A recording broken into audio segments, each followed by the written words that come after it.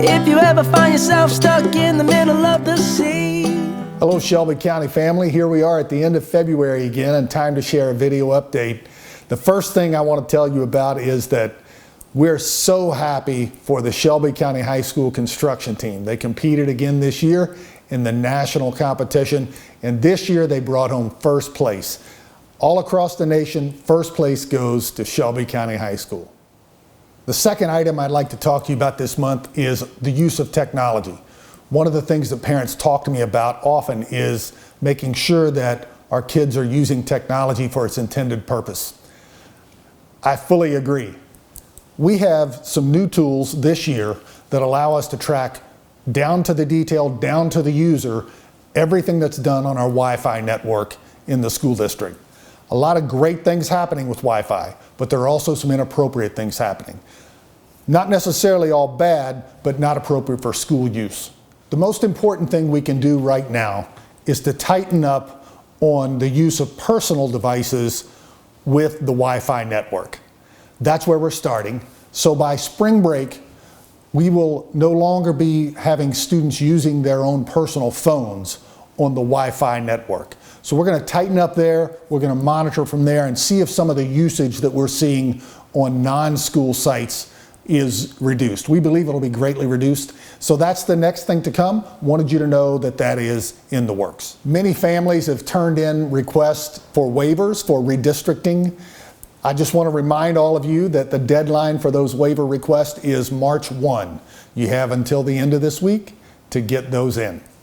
Also, many of you are asking about the status of our new school. This week, they're pouring a lot of concrete for the floors at the Marnel Moorman School.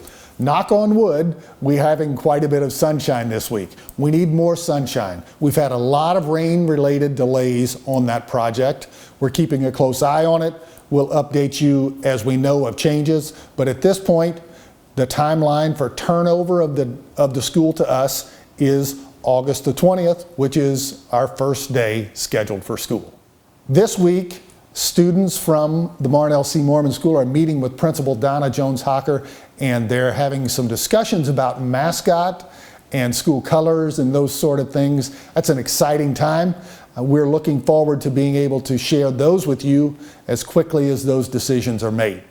One of the highlights this month was at Northside Early Childhood Center, where they hosted a dance to celebrate the Born Learning Academy.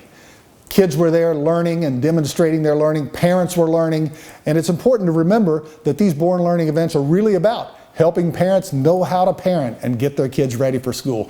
So a special thanks goes out to our Northside staff for having an event where over 400 adults came out to learn about how to be great parents.